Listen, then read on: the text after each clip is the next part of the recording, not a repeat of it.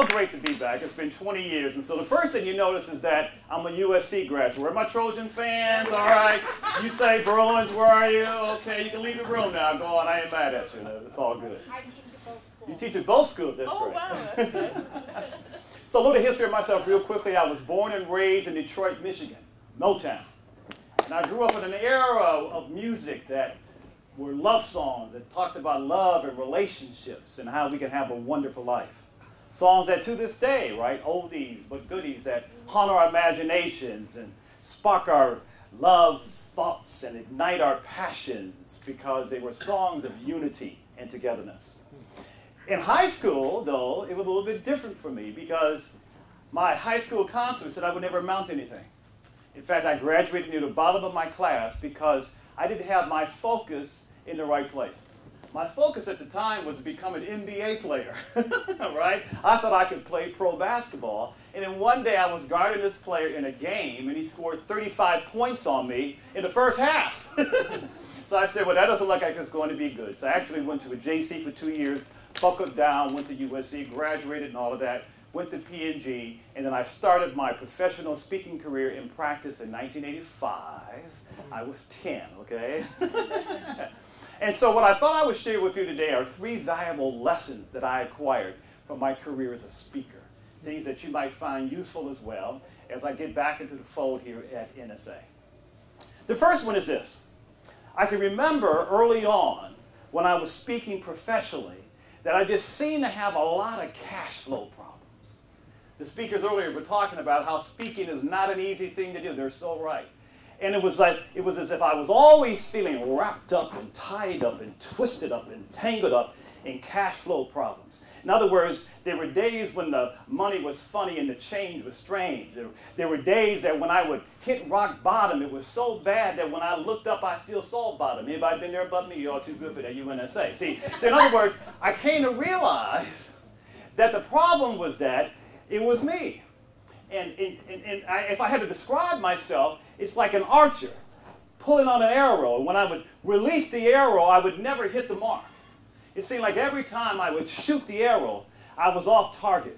Sometimes it seemed like the target was missing, and I couldn't understand because I was getting paid gigs, I was getting free gigs, but the free gigs were not really amounting to anything.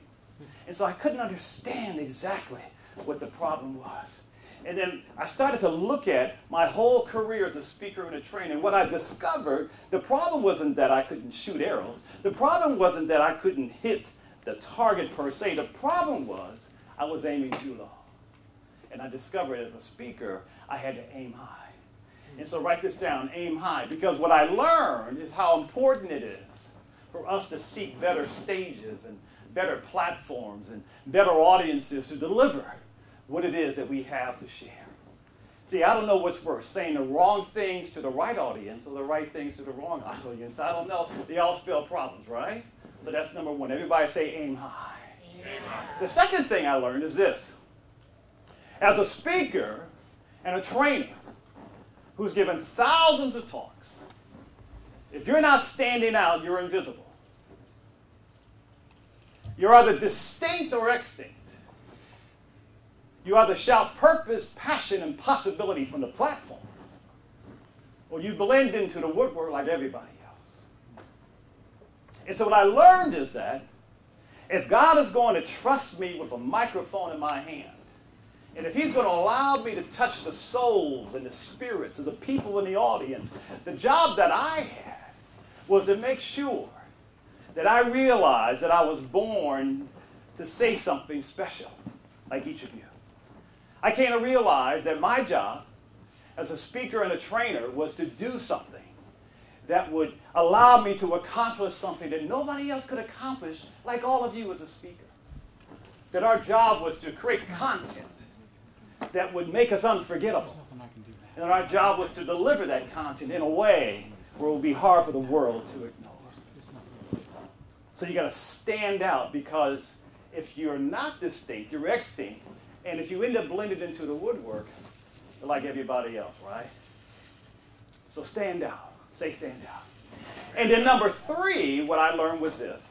And that is, our job as speakers and as trainers is to step into our magnificence. We must step into our greatness. We must realize that there are three things that are essential for us as speakers. Number one, what is it that we have that is distinctively unique? What is that program that you can offer your audience so that when they compare you to another speaker who offers a similar topic, what they see, though, the meeting planner and the coordinator, is that you've got something fresh. You got something different. You got something original. Ain't nothing cookie cutter about you. Because you have a program that is absolutely designed to be unbeatable. And number two, you've got to have what's called a me-only statement. What's the one thing that you can say as a speaker that sets you apart from everybody else? And number three, how's your audience going to be better off than they were before? So I leave you now because they told me to stop. But to remember the key three things. Say it out loud. Number one, what is it? Amen. Number two, stand out. Number three, step up. Thank you so much.